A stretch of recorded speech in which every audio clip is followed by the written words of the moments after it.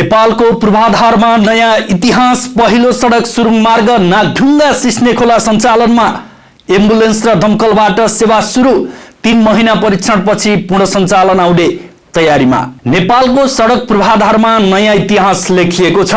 करिब 7 वर्षको निर्माण, अनेक चुनौती र पटक पटकको समय सीमा विस्तारपछि नागढुङ्गा सिस्नेखोला सुरुङ मार्ग अन्ततः औपचारिक रूपमा सञ्चालनमा आएको छ। तर सुरुमै सबै सवारी साधनलाई भने प्रवेश दिएको छैन। परीक्षण अवधिमा एम्बुलेन्स, दमकल र अत्यावश्यक सेवाका सवारी मात्रै सुरुङभित्र गुड्नेछन्। किन यस्तो निर्णय गरियो? कहिलेदेखि सर्वसाधारणले प्रयोग गर्न पाउँछन्? कति शुल्क लाग्छ? हेरौं यो विशेष रिपोर्ट। नेपालको पहिलो सडक सुरुङ मार्गका रूपमा निर्माण गरिएको नागढुङ्गा सिस्नेखोला सुरुङ मार्ग अन्ततः औपचारिक रूपमा उद्घाटन भएको छ। पूर्वाधार विकास मन्त्री सुनिल लम्सालले जापानका राजदूत मायादा तोरू र जापान अन्तर्राष्ट्रिय सहयोग नियोग जाइका अध्यक्ष डाक्टर तानाका अकिहिकोको उपस्थितिमा सुरुङ मार्ग उद्घाटन गरेका हुन्। करिब 80 महिनाको निर्माण यात्रा पार गरेको यो परियोजनालाई नेपालको आधुनिक सडक पूर्वाधार विकासमा एउटा ऐतिहासिक उपलब्धिका रूपमा हेरिएको छ। तर उद्घाटनसँगै सबै सवारी साधनलाई सञ्चालन अनुमति भने दिएको छैन। आयोजनाका अनुसार पहिलो चरणमा एम्बुलेन्स, दमकल, सुरक्षा निकाय तथा अन्य अत्यावश्यक सेवाका सवारी साधनलाई मात्रै सुरुङ मार्ग प्रयोग गर्न दिइनेछ। करिब 3 महिनासम्म परीक्षण काल सञ्चालन गरिनेछ, जसमा सुरुङ भित्रको सुरक्षा प्रणाली, ट्राफिक व्यवस्थापन, हावाको गुणस्तर, सञ्चार प्रणाली तथा आपतकालीन उद्धार व्यवस्थाको परीक्षण गरिनेछ। यो अवधिको मूल्याङ्कनपछि मात्रै निजी तथा सार्वजनिक सवारी साधनलाई चरणबद्ध रूपमा सञ्चालन अनुमति दिइनेछ। परीक्षण अवधिभर सुरुङ मार्ग प्रयोग गर्ने कुनै पनि सवारी साधनबाट शुल्क नलिने निर्णय गरिएको छ। तर नियमित सञ्चालन सुरु भएपछि भने सवारीको प्रकार अनुसार शुल्क लागू हुनेछ। कार तथा भ्यानले काठमाडौँ प्रवेश गर्दा 65 रुपैयाँ र बाहिरिँदा 60 रुपैयाँ तिर्नुपर्नेछ। मिनी बस, ट्रक र टिप्परका लागि काठमाडौँ प्रवेश गर्दा 115 रुपैयाँ र बाहिरिँदा 80 रुपैयाँ शुल्क निर्धारण गरिएको छ।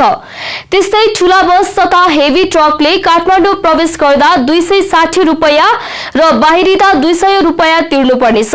यसअघि मन्त्री परिषदले सवारीको प्रकृति अनुसार 60 रुपैयाँदेखि 600 रुपैयाँसम्म शुल्क निर्धारण गरिसकेको छ। तर सबै सवारी साधनलाई भने सुरुङ मार्ग प्रयोग गर्न पाइने छैन।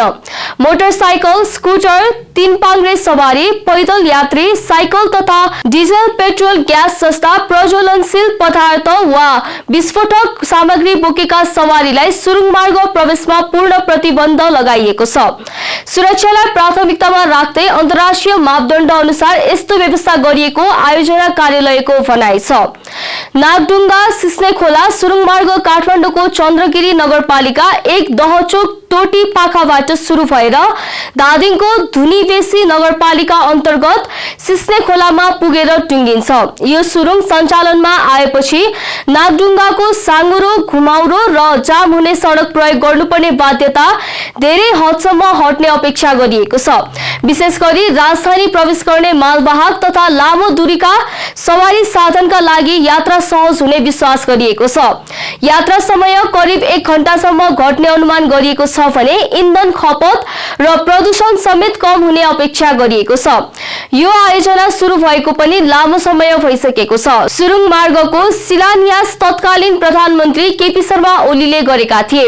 मुख्य सुरुङको ब्रेक थ्रु अर्थात् दुवै तर्फबाट खनिएको सुरुङ जोड्ने काम तत्कालीन प्रधानमन्त्री पुष्पकमल दाहाल प्रचण्डको कार्यकालमा सम्पन्न भएको थियो।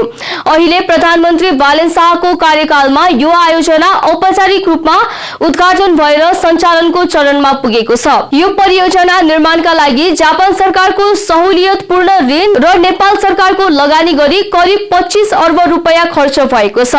आयोजना अनुसार करिब 17 अर्ब रुपैयाँ निर्माणमा, विनिमय दर र निर्माण सामग्रीको मूल्य वृद्धिका कारण थप 2 अर्ब रुपैयाँ तथा जग्गा अधिग्रहण र मुआवजामा करिब 6 अर्ब रुपैयाँ खर्च भएको हो। यसका लागि 480 रोपनी भन्दा बढी जग्गा अधिग्रहण गरिएको थियो।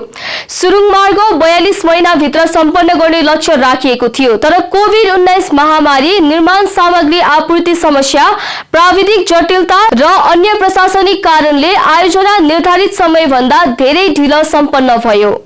दर्शकवृन्द, लामो प्रतीक्षापछि सञ्चालनमा आएको यो सुरुङ मार्गले नेपालको सडक यातायातलाई आधुनिक प्रविधिसँग जोड्ने नयाँ सुरुवात गरेको भन्दै सरकारले यसलाई राष्ट्रिय गौरवको उपलब्धिको रूपमा प्रस्तुत गरेको छ।